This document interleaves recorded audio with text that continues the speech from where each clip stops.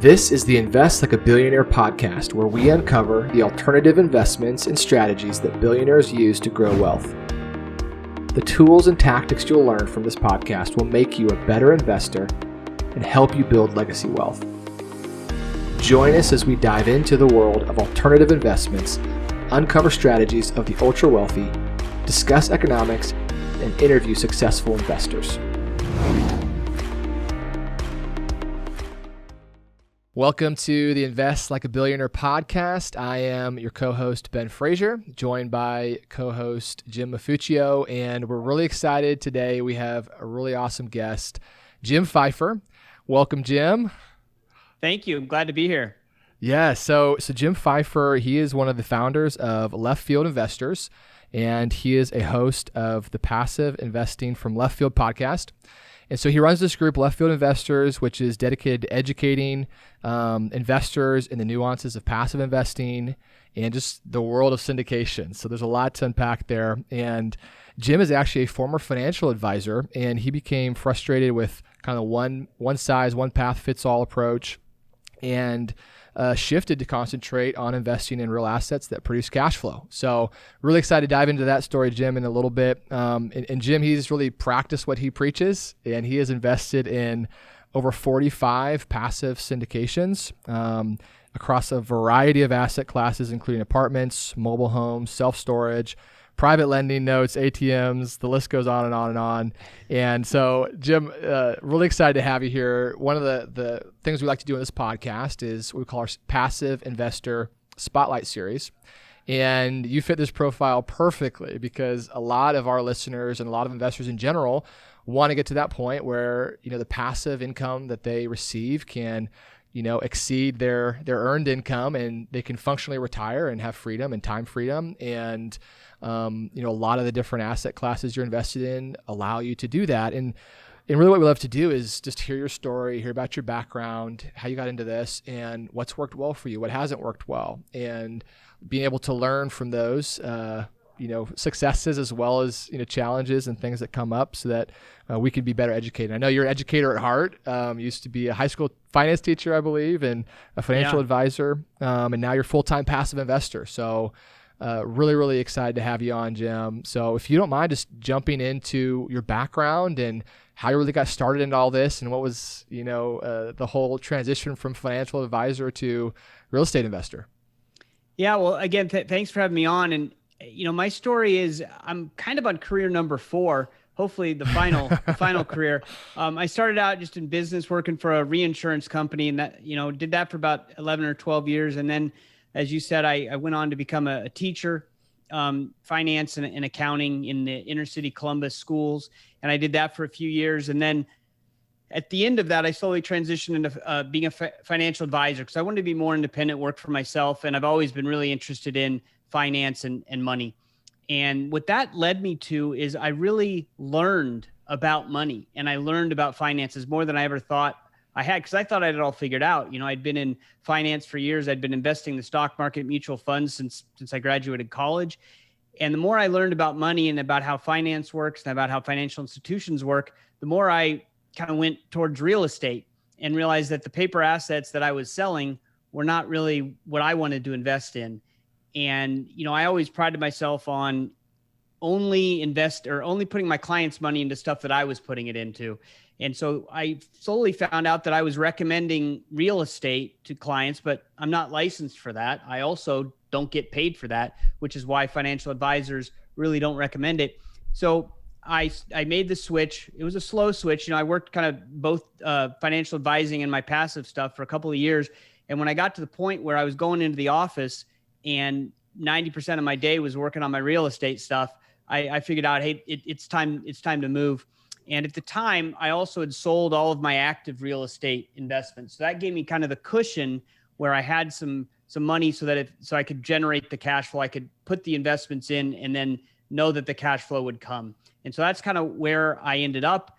And, I've been investing in you listed off a bunch of asset classes. I've been investing in a lot of different things.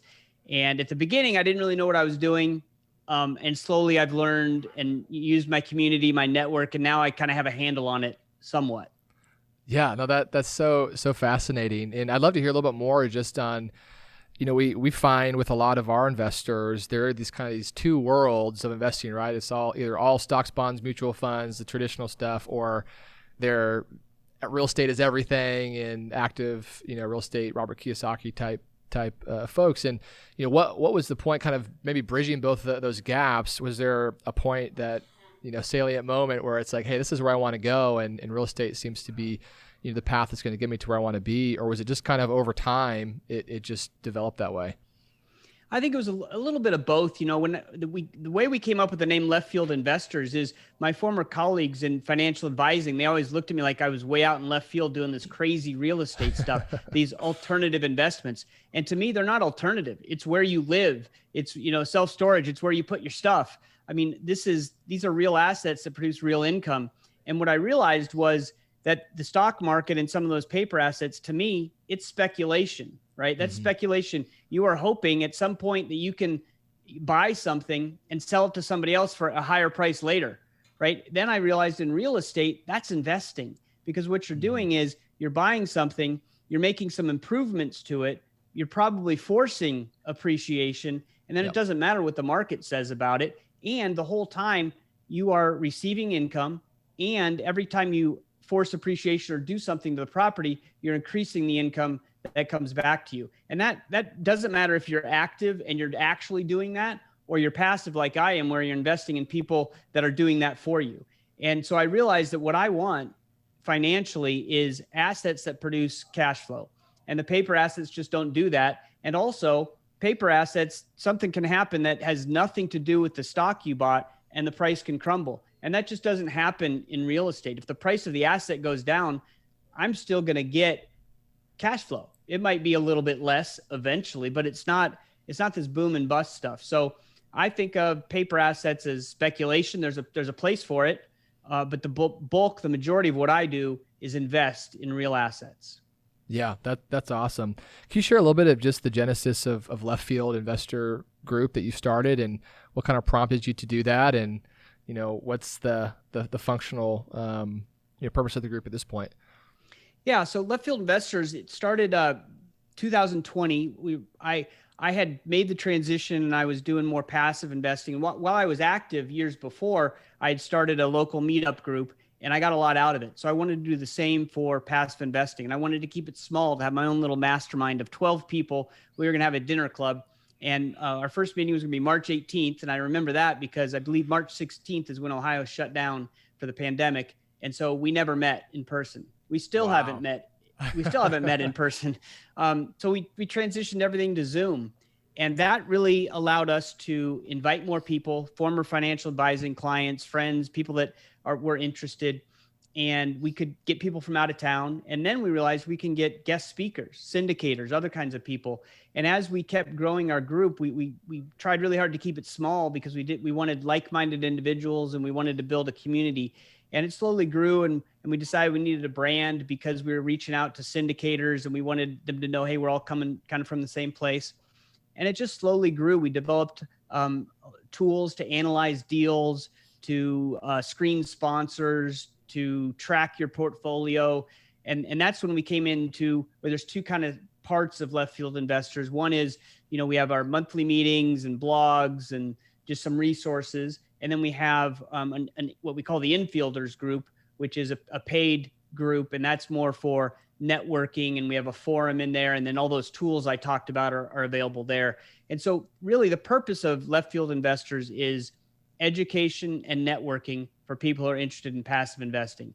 And that's what we're all about. That's our goal. So we have people who are super experienced and are in over 50 deals. And we have people who are just working towards their first deal, and everything in between. And so it's really a group of quality individuals that are, all interested in building wealth through passive investing and syndications. That's awesome. Is this an open group? Do you take new members? Do you have a vetting process? Yeah, it's completely open. If you want to be in the infielder group, there is a charge to that. We charge $199 a year for that, but everything else on the Left Field Investors website is completely free, and anyone can join.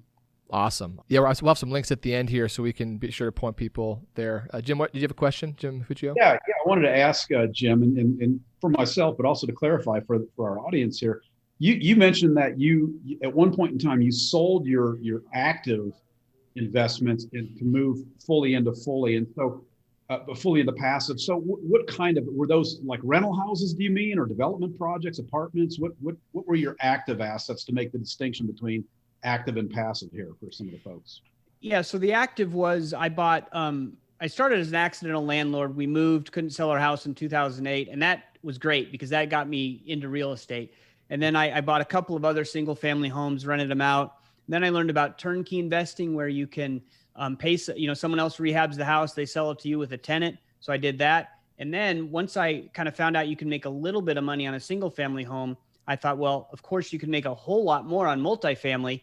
And so I started buying some multifamily properties, and the market saved me. The cash flow was not coming in. I did not like managing the managers. I had to switch managers. They weren't doing a very good job.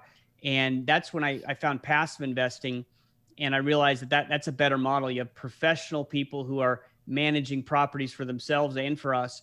And it was just such a much better model. So I ended up selling all of my active stuff. And again, I was rescued by the market. So I didn't get the cash flow, but I got the appreciation. And, then I talked to my accountant, and he calls it a lazy 1031, right? So instead of trying to find a new property to go into when you're trying to avoid these taxes, if you just invest in syndications, you get the cost segregation, bonus depreciation, and it wipes out your gains or defers the tax on your gains. And so that's what I did when I sold the active stuff. Awesome. Thanks for clarifying that, because I know a lot of people think, when they think of passive investment, a lot of people actually think owning rental homes is passive investing. And if you've ever done it, it's absolutely not. So it's not, there's nothing passive about it, but even if you have a good property manager. So no, that's a great point, because I did think I was passive investing, and I certainly wasn't, because I was on the managers all the time, running reports. It was not at all passive. So that's a good distinction there.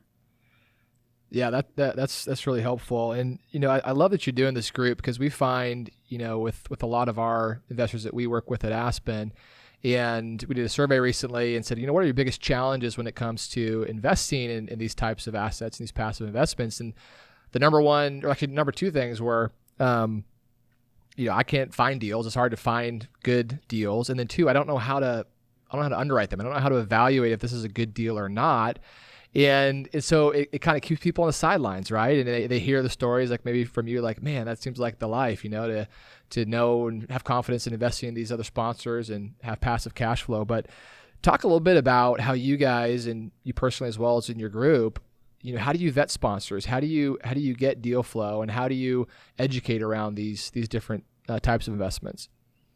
Yeah, that's a big question, and it's the most important question for me. Is the sponsors number one.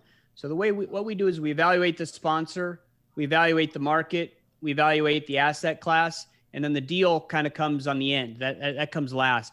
And if you don't have a good sponsor, it doesn't matter how good the deal is, it's just not going to work. So the big question is, how do you find a good sponsor? Because they're all over the place. Yeah. And, I have a podcast, you have a podcast, and there's plenty of people that have podcasts that are better marketers than they are operators. So really what you need to do is not find a great podcaster or a great marketer. You want to find the great operator. And sometimes they're both, right? They don't have to be mutually exclusive. So really that's why we're building a network and a community, because these are some of the least liquid investments you can make. And, typically you're going to get on a call with the sponsor, talk to them for maybe 30 minutes or an hour, and then you're going to be expected to wire them $50,000, right? That's a heavy lift. So what we do at Left Field Investors is we screen our sponsors. We have a sponsor screener kind of spreadsheet with all the questions that we like to ask. And most of those are typically answered when the sponsor introduces themselves and talks about stuff. But it's just it kind of keeps everybody on track. So you have your questions to ask. But another thing we do is, if you build a community, you can refer people and find out who the best operators are. And then when new people come to the group, we say, hey, who do you work with? Here's who I work with. And you just share the knowledge, right? Because we're all investing with different people. And a referral from someone that like and trust will probably end up with a sponsor that you know, like, and trust, because that's the most important thing. So finding a sponsor is really difficult. And what I recommend is use your network, use some kind of, have some dialogue with them, and then continually test them. For example, when someone sends me a deal, we have, as I said, we have a deal analyzer through Left Field Investors. And we have it, there's about 30 metrics that we look at, and it has to fit in this box. And for anything that doesn't, it turns, the Excel spreadsheet turns red. And, you may have 4 or 5 red cells. And you're like, okay, that doesn't mean I don't invest in the deal. That means I ask a question. And this is a great way to test the sponsor. And what I'm testing for is I'm going to email you the questions that came out of my deal analyzer, and I'm going to expect a pretty immediate response, right? Because if I haven't given you money yet and you don't respond to me in a timely fashion, there's no way you're going to respond to me after I've given you my money. When that problem really happens. Exactly. So yes, I'm passive, but this is a test, right? Because if you're not going to communicate with me effectively, that's going to frustrate me. So I don't want any part of that. And then the other thing I'm looking for is, how do you answer those questions? What, not only the speed with which you answer, but do you really know the deal? Are you annoyed? Do you say, hey, go watch the webinar if you want those answers? Or do you respond to me and give me answers in detail? And that's just kind of another check on the sponsor. So that's kind of how we do it. There isn't a hard and fast way to evaluate a sponsor. It's very difficult. But if you have any funny feelings, or you don't feel good about them, or you don't think they're good people, then just move on, because there's plenty of sponsors, right? Yeah. And there's plenty of deals. So you want to make sure that you're dealing with people like, and trust. It's hard to get there, but using your community helps. Yeah, I've heard another passive investor refer to themselves as a active passive investor, right? And so instead of being an active real estate investor, you're managing your own properties, or the property managers of those properties. You're now managing, or not managing, but you are vetting these sponsors who are the ones using your funds to, whatever the strategy is, generate a return or income. And that really becomes the focus. And it's something that a lot of people feel ill-equipped to do, but some of you guys, you help investors with. Could you I'd love to dig in a little more on that. Like where do you guys, like some of the real bright lines that you will, be automatic no with a sponsor, or if they hit a certain number of criteria, it's a no. You break down to how you do that a little bit, because I'd be very curious to see what factors kind of make up the decision matrix. Yeah, it's hard to say that there's anything solid that will discount, tell me no for somebody. If they're guaranteeing returns, that's a no. If they're, once I look at their deals, if their assumptions are way out in left field, I will say no. But really, right field, right? We don't like exactly the right field. in right field. And there isn't really a solid way for me, at least, to screen people as far as the no's, because I don't want to eliminate someone just because they don't have experience. Yeah. But if you don't have experience, I want someone on your team that does. Or if you don't have experience doing syndications, I want you to have had experience in real estate.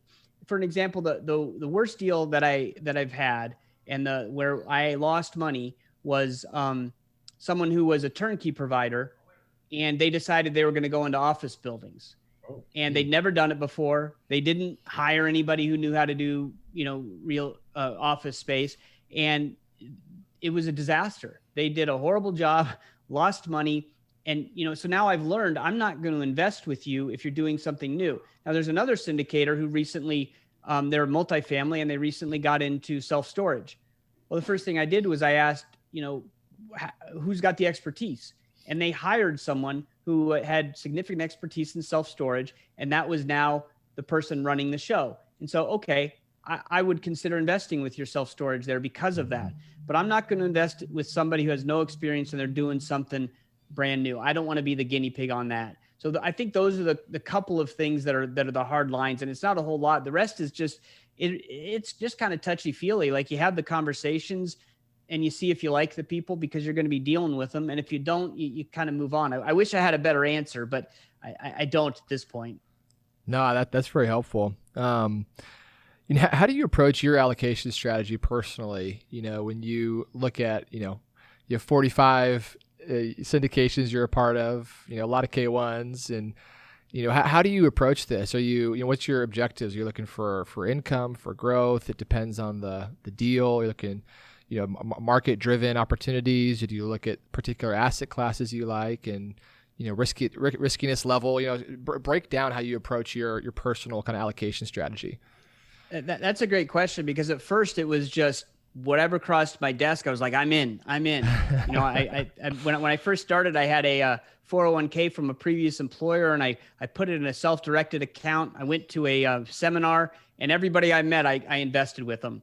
And those deals are doing okay. I would never invest in any of those deals now, because I've learned that, you do have to do you have to allocate and figure out where to put your money and make sure it all works together. So now my goal is to diversify by sponsor. So I don't want everything with one sponsor.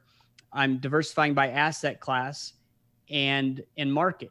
So I'm trying to get deals, because for multifamily, that's the bulk of this.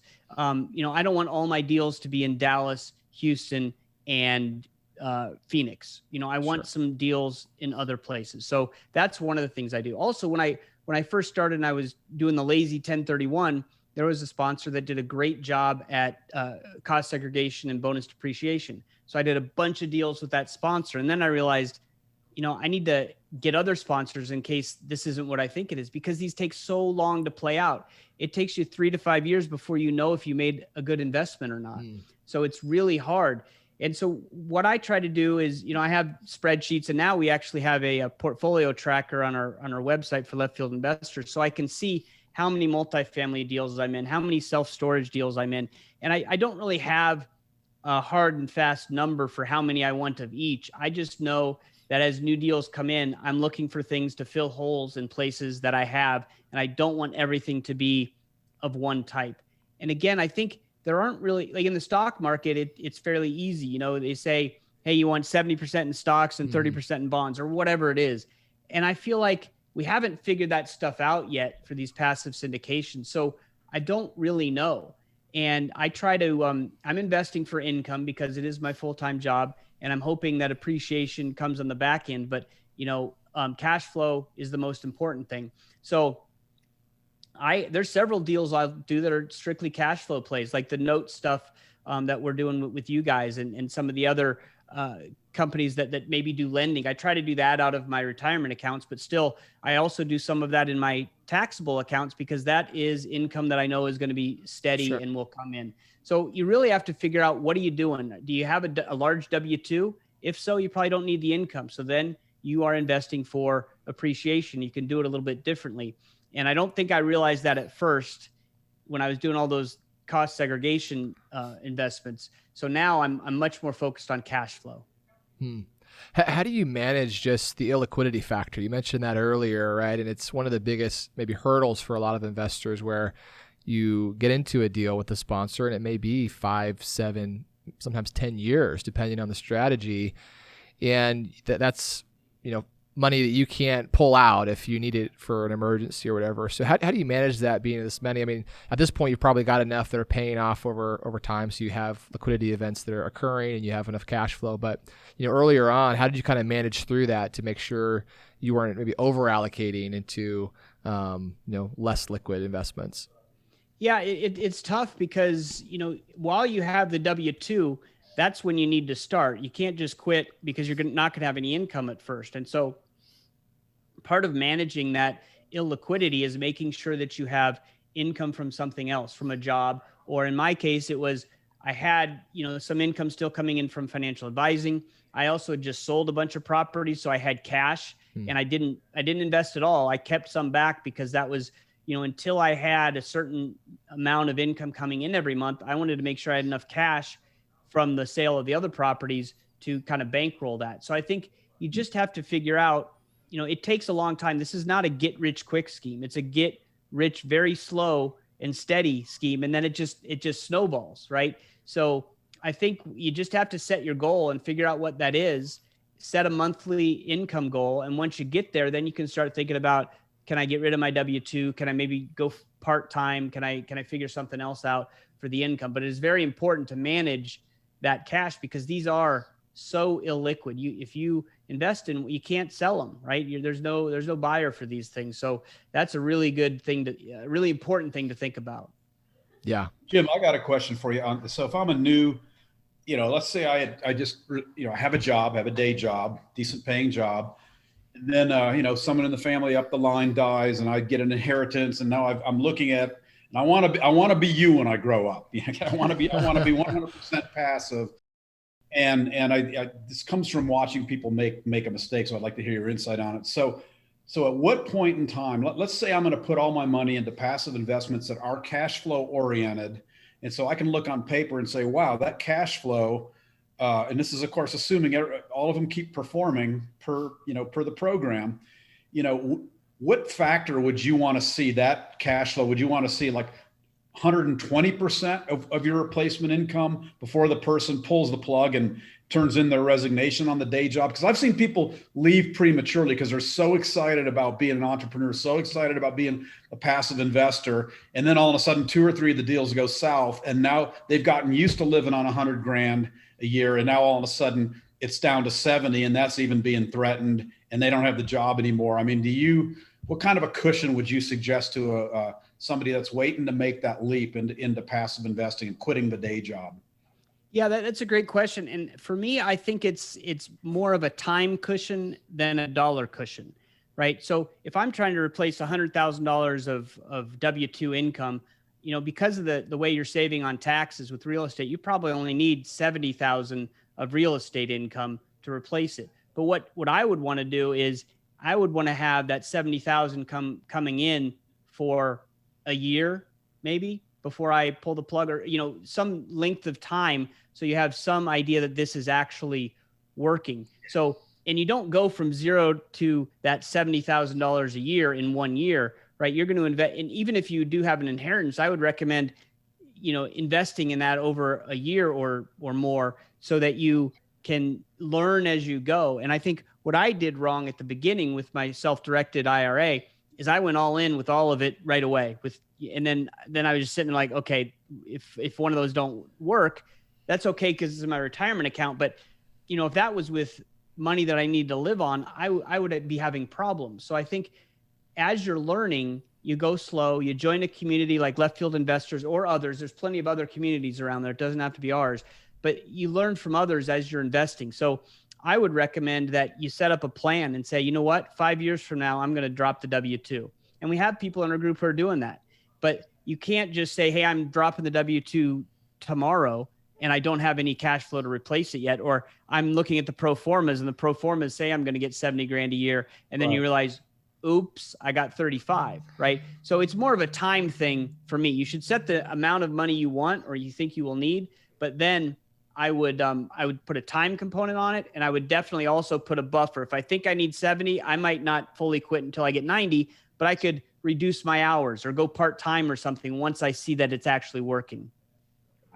Yeah, that's really helpful advice. Where do you find most of these opportunities? I mean, I think at this point you probably got some good deal flow coming in just by the nature of what you've built. But as you're getting started, and that's one of the big hurdles for a lot of these investors is where do you kind of source these and maybe start the genesis and then now, as I'm sure it's changed. Yeah, again, it sounds I don't know, repetitive, but it comes down to your network and your community. So how I started was I went to a couple of seminars and I met people and I invested with them. And though, at first, as I said, I didn't invest in the right ones necessarily for me. They're not bad investments, but they didn't fit. And then I learned some more. I went to some more seminars and I connected with a couple other people and invested with them. But the thing is, if you go to a seminar, you're not only going to meet the syndicator, you're going to meet their investors, and they're investing in multiple syndicators. And so I met a couple of guys and we started talking. With one of them, we started our own little mastermind, and we would call each other every 2 weeks and just talk. And I found out, oh, he's investing with this guy, I'm investing with that. And we would just share information. And so I think that's the way to build because you could Google syndicators, right? And you're going to get the great marketers. And then you're going to have to sift through and figure out which ones of those are also great operators. And that's why I think using a network and taking it slow, it is, especially if you have a lump sum, like Jim said, it's you're going to be so excited. You're going to want to jump in and do it all and just put the brakes on. One of the best pieces of advice I got from one of the guys in Left Field Investors is he said he doesn't invest in a second deal with a sponsor until he tries to wait until at least 1 year. because then you get to see, is it working? Or think, because what I've done is once I meet someone and I like them, I might do 2 or 3 deals right in a row. But if they turn out to be not who you think they are, now you're in 2 or 3 deals that you don't want to be in. So patience, I think, is one of the most important things, because you just want to get to the freedom from the W-2 right away. But it takes patience. And if you can do it in 3 to 5 years rather than waiting for 20 years to retire. So you're going to accelerate it, because once you start doing this, it snowballs, but it's not going to snowball right from the start. Yeah. Of those 45 syndications you're in, how many sponsors is that broken up between roughly? Oh man. So I don't know exactly, but it's quite a few. It's probably 20. Okay. And so my plan is I want to, for the next 3 to 5 years, I'm trying to invest at the minimum with a lot of different sponsors. Not anybody that crosses my desk, but anyone who fits my parameters. Once I evaluate them and talk to my network and figure out that, hey, this is a sponsor that could be a possibility, then I want to invest the minimum with a bunch of them.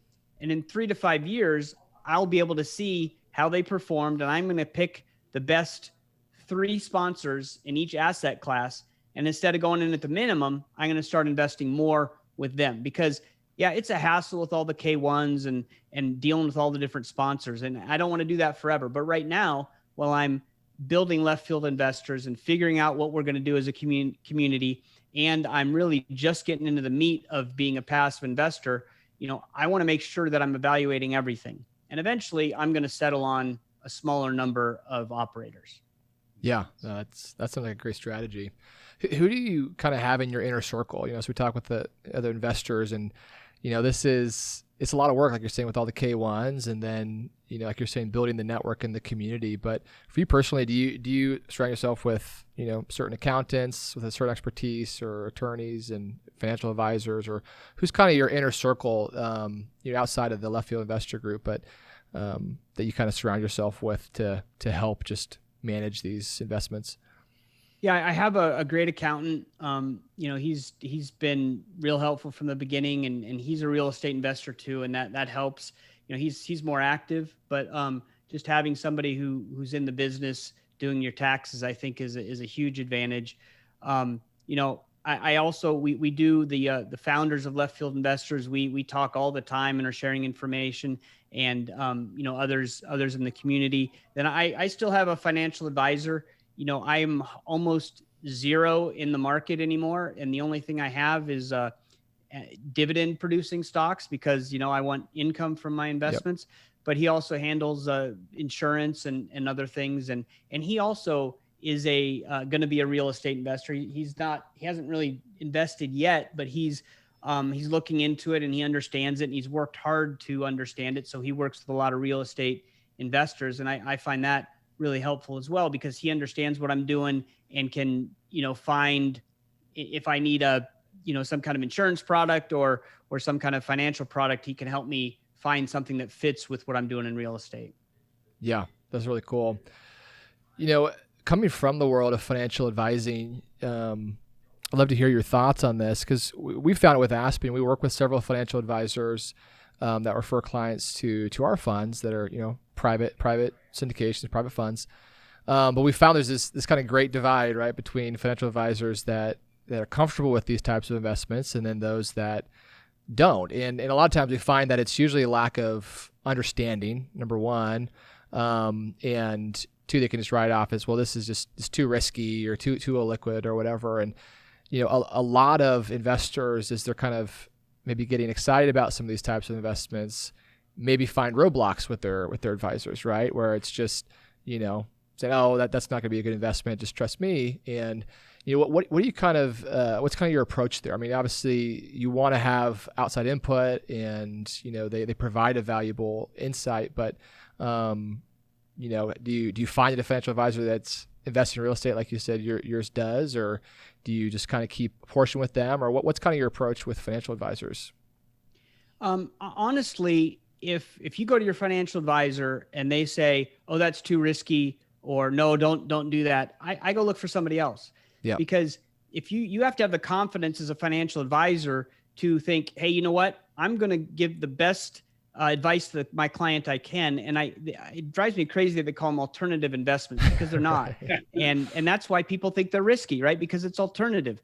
And so I would look for a financial advisor that is going to work with you and say, oh, you want to do this other thing, whatever it is, real estate or something else. And they need to take the time to go understand it and say, okay, I might not get paid for this deal or this amount of money that you're going to put there, but I'm willing to let it go, because the greater wealth that you grow, the more opportunities for me to make money off of you. Right. Yeah. So if it's a financial advisor who's just saying it's the stock market or nothing, or anytime you mention an alternative investment or something that they don't understand and they just say, nope, don't do it, then you're with the wrong person.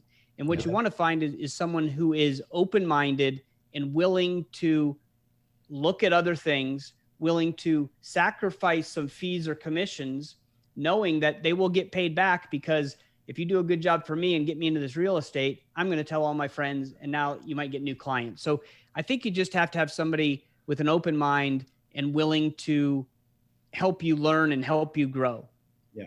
It's funny because, that the list of people that fall into that latter category, it's growing, thankfully, but it's very small. We with our funds, we actually started doing some events just to test the water. So we got these, high net worth individuals, fed them a really nice steak dinner, did our presentation of, answered pretty deep questions. And I mean, these are people that were pretty educated, professional people, retired people. They loved our deal. They loved they asked all the right questions. And then when we followed up to a person, well, I got to talk to my advisor, and none of those kind of advisors happened to be in this particular subset.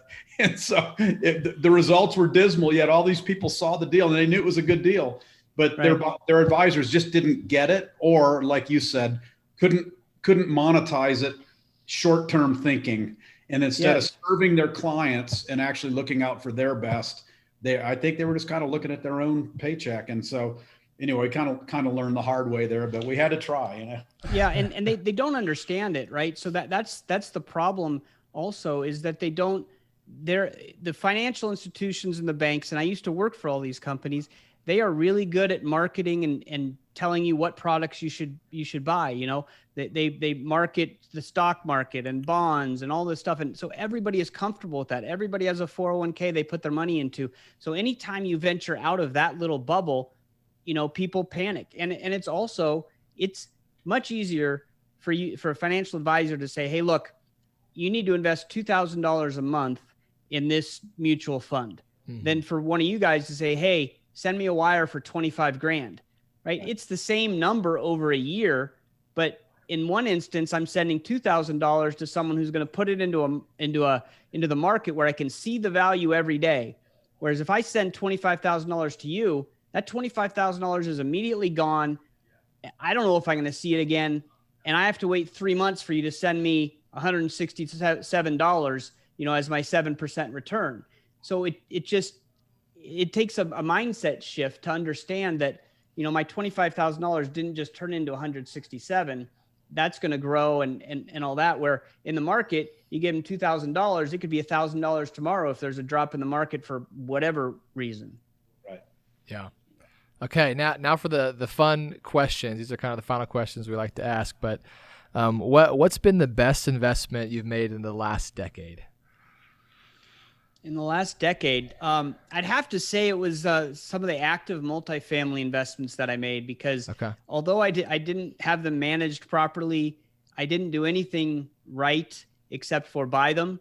I sold them and more than doubled my money on there. And I one of them I sold to a guy who is in my active investing network, and he went ahead and doubled it again in another year. And so it was a win-win, right? Because I wasn't willing to do what it took to get that second double. So that was probably my best, because it really got me moving into this passive stuff, because I finally ditched all my active and I made good money on that deal. Very cool. As a lot of, these asset classes are cyclical, what are you most interested in right now? Where are you seeing the most opportunity is, the deals you're looking at, and what are you most excited about? I really like mobile home parks right now. I think, they're not making any more of them. In fact, you're losing them. So, and workforce housing is a huge huge issue right now. There's not enough housing for people. So mobile home parks and most of them are owned by these mom and pop guys. So you can go in, and not me, but a syndicator could go in, and you can really raise rents and make the homes or the park a much nicer place, put in improvements, raise rents, and you can really make a lot of money on mobile home parks. So I like those for sure. Awesome. What's been the worst investment that you've made, and what did you learn from that? Well, there's been a couple, but one of the worst ones was also my best one, because I could have doubled it again had I just done things right. But really, it was the one we already talked about, where I put money with somebody who was they were getting into two new things. I forgot the other one was they were leasing CBD equipment for the, when the big CBD craze happened, and then the market tanked and they didn't know what they were doing, and it just went belly up. And really what that was investing with people that I did not vet enough. I didn't run them through my network, but most of all, it was investing with people who were doing something new, and I didn't ask them any questions about, do you know what you're doing? Just because you know how to do a turnkey single family home does not mean you know how to manufacture CBD oil, right? Or do office buildings. So that was my mistake, was not understanding that they were doing something new and they really didn't know what they were doing. Yeah. Are there any kind of investments or asset classes you'll never invest in? Never. Not that I can think of. I mean, I'm in a little bit of Bitcoin just because, I like the asymmetric risk part of it. I do some angel type investing. I have a very small part of my portfolio is devoted to speculation, but not the stock market kind, just new businesses and things like that, because it's easy to do online now. So there's some of the riskier stuff I do, but I can't think off the top of my head something that I just wouldn't do. It's all degrees, right? If it's super risky, I'm going to put a lot less money in it. Yeah. Well, Jim, I got a solar powered Bitcoin mining operation I want to buy. You think that might be something? But also uses CBD? I only need 10,000 acres of desert land to put the solar panels to power the mining, but I think it's going to work. I really think it's going to work. All right, there's one I wouldn't do. We knew you could go. No, I think to be honest, I'm open to looking at anything. There are plenty of things I say no to. In fact, I say no to investments more than I say yes. But I always like to say, yes, I'll look at it, because you never know what it's going to end up being. You never know who you're going to invest with or who you're going to meet. So I try to keep a very open mind and not say no to anything without getting some information and evaluating it. Yeah. Well, Jim, this has been so fun. I love these nuggets that you've shared. What's the best way to get a hold of you and just the Left Field Investor Group? And if folks are interested and said, hey, that sounds like me, I want to get plugged into a community of like-minded investors and learn more about these investments, what's the best way to reach out to you guys? You can go to our website, www.leftfieldinvestors.com, and in the right-hand corner, there's a subscribe button, and that'll get you on our email list. And we send out weekly or every other week newsletters with some blogs and our podcast and information about our meetings. And you can also, there's a button on there to click to get on my schedule and to have a call with me if you want. I do that all the time. If you want to contact me directly, it's my email address is jim@leftfieldinvestors.com. And as I said, I'd be happy to talk to anybody. That's what I spend a good part of my day doing. It's part of me building my network. And every time I talk to somebody new, I learn something. And that's what I'm all about, is learning how to become a better investor. So I'm willing to talk to anybody. Awesome. Jim, thank you so much for taking the time and sharing your wisdom with us. And guys, if this sounds interesting, definitely reach out. I think they've got some really cool things going on over there. And join the community. So appreciate it, Jim. Great chatting with you, Jim. Great. Thanks for having me. It was a pleasure.